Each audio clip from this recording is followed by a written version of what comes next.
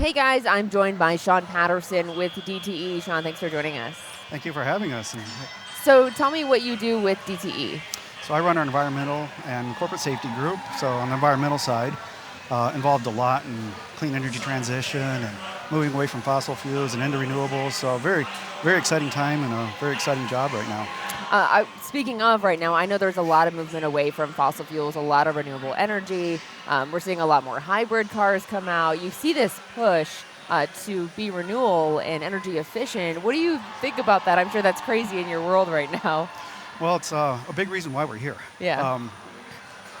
We have the amount of wind and solar that we put in. We're able to power now 740,000 homes, which is just astonishing. We're building out renewables at a rate that we never had before.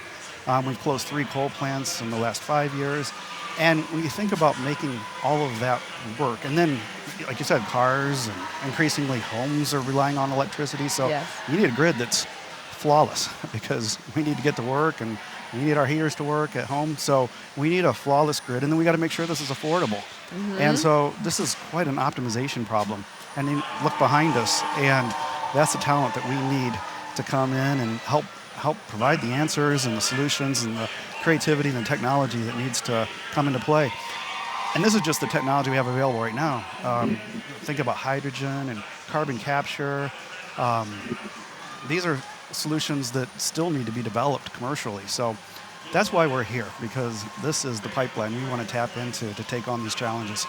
And you know, these students being high school students, they're being raised in a generation where maybe there wasn't as much as a push to get rid of fossil fuels and emissions like that when we were younger.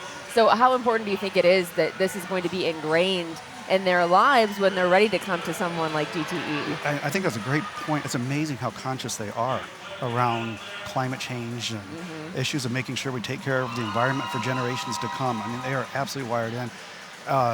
We have interns that are getting degrees in sustainability. When I was in college, that's not a thing. That was not a thing. I'm not even sure what the word was, to tell you the truth. But there's just so much talent that's coming into the space, which makes me very optimistic around where we're heading.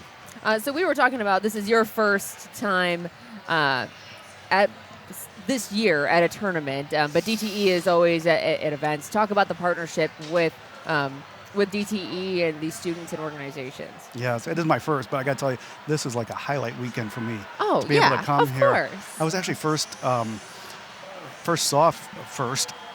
the World Championships in St. Louis 10 years ago, and I was just 5 minutes, I'm hooked. I got to be a part of this.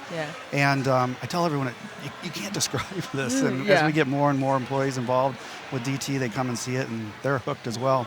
But yeah, we have dozens of employees that are coaches, mentors. We sponsor over 25 teams, lots of hours that are put in. And, again, we love what's going on here. We know that this is great for our communities, great for the state of Michigan, great for the economy. And what these kids do is just inspiring to us. And we want them to be a part of DT. And I'll tell you what, year after year, the number of alums that we're a part of first grows significantly. So we're really proud to be a part of it. Yeah. What do you think that FIRST offers students that maybe other students wouldn't have the opportunity to do when they come to someone like DTE? Yeah, at first, to me, this was like very much, oh my God, the technology, the engineering. Yeah. And then you realize, well, what they're actually doing is running small companies.